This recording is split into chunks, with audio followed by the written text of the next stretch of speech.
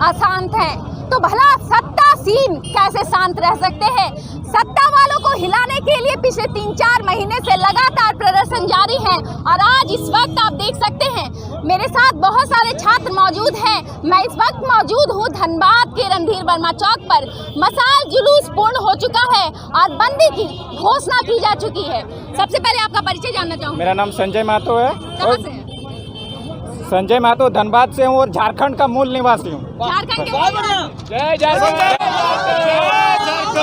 एक बात बताइएगा, जब इससे पहले बार बंदी हुई और इससे पहले बार मसाल जुलूस निकाला गया, कई छात्रों पर फर्जी केस किए गए, उनका ये दावा है।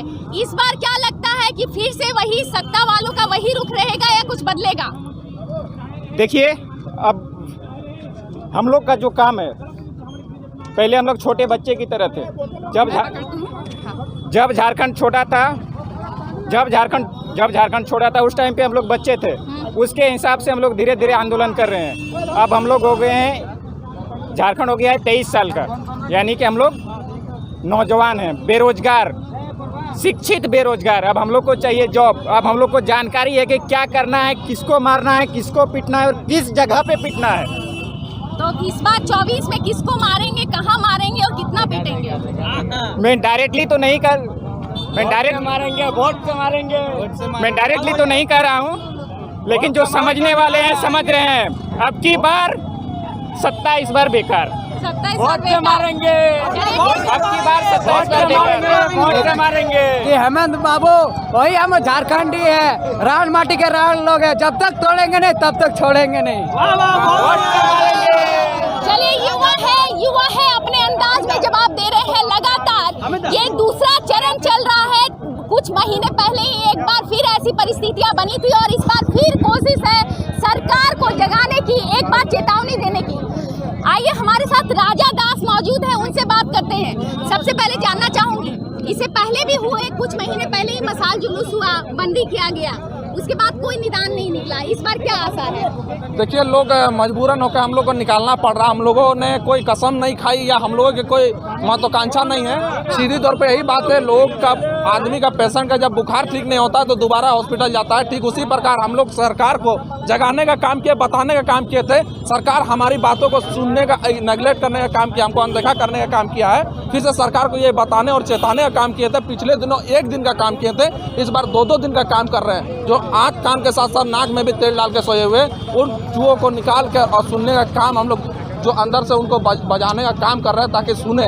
और आप जिस नीति नियम बनाए हैं उस नीति नियम का हम लोग खिलाफ है, ये बताने का हम लोग काम कर रहे हैं। इसी प्रकार हम लोग आंदोलन कर रहे हैं, वरना आंदोलन करने का शौक नहीं था। आज हम लोग किताब कॉपी लेकर के अब सड़क पे आंदोलन कर रहे हैं। हम लोग कोई लाइब्रेरी होता या फिर हम लोग कहीं इंस्टीट्यूट में पढ़ने के लिए हम लोग बाध्य होते हैं, लेकिन सरकार इतना ही ज़्यादा हमें गुमराह कर दिया है, इतना ही ज़्यादा हमें नज़रअंदाज कर रही है कि हमको मजबूरन हमको सड़क में आना पड़ रहा है और सरकार के नीति नियम के खिलाफ हमको विरोध करना पड़ रहा है या विरोध जताना पड़ रहा है। एक बात और, पिछली बार जो बंदी हुई उस दौरान कई छात्रों पर केस दर्ज किए गए, प्रशासन का कोई सहयोग नहीं रहा, जबकि परमिशन लिया गया था, ऐसी बात सामने आ रही थी।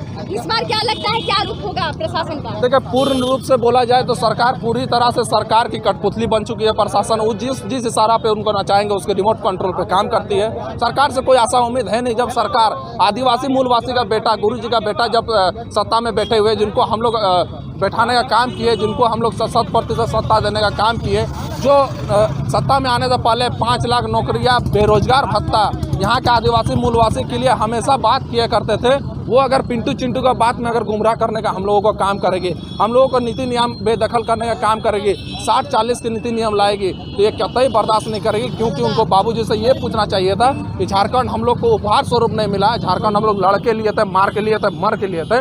ठीक उसी प्रकार उसी का हम लोग वंशज अभी बचे हुए हैं। आज जिस प्रकार से आज हम लोग बिरसा मुंडा भगवान के शहादत दिवस भी है, आज उन्हीं का वंशज हम लोग खड़ा है और इस रूप से हम लोग बता देना चाहते हैं कि आप समझ जाएं, अन्यथा 60-40 नहीं चलेगी तो नहीं चलेगी। अपने गुरुजी से पूछने का काम करेंगे कि किस प्रकार हम लोग झारखंड लिए, ठीक उसी प्रकार हम लोग नीति नियम भी बना सकते हैं। आपको सदन में बैठाने का काम किए तो हमारे खिलाफ, हमारे हित में सोचे, अन्यथा हम लोग माँ माटी के लिए जान दिए भी थे और आने वाला दिन भी हम लोग लड़ने के लिए तैयार हो चुके हैं। क्योंकि झारखंड आज 22 साल हो चुका है अलग हुए राज्य को, क्योंकि हम लोग जवान के साथ साथ सियान हो गया। और विनोद बाबू ने नारा दिया था, पढ़ो और लड़ो। हम लोग अब पढ़ लिए, अब लड़ने के लिए भी तैयार है। अब पूर्ण रूप से अब लड़ कर नहीं, अब छीन के लेंगे झारखंड। एक बात और, नई राजनीतिक पार्टी के गठन की घोषणा की जा चुकी है और पार्टी का समर्थन भी है इस आंदोलन को, क्या कहना चाहेंगे?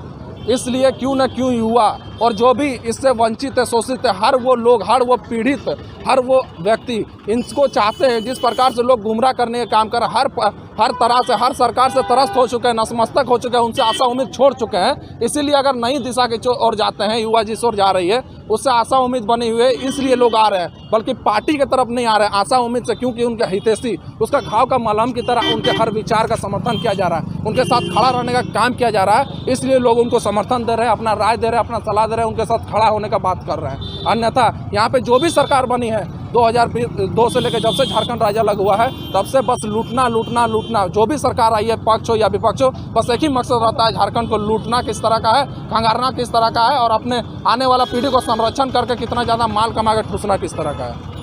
धन्यवाद। तो खैर, झारखंड की तस्वीरें, मसाल जुलूस की तस्वीरें और कल बंदी की तस्वीरें भी हम लेकर आएंगे आपके लिए। पूरा झारखंड सुलग रहा है, 60-40 नए चलतों में हर दिन एक नया अध्याय जुड़ रहा है।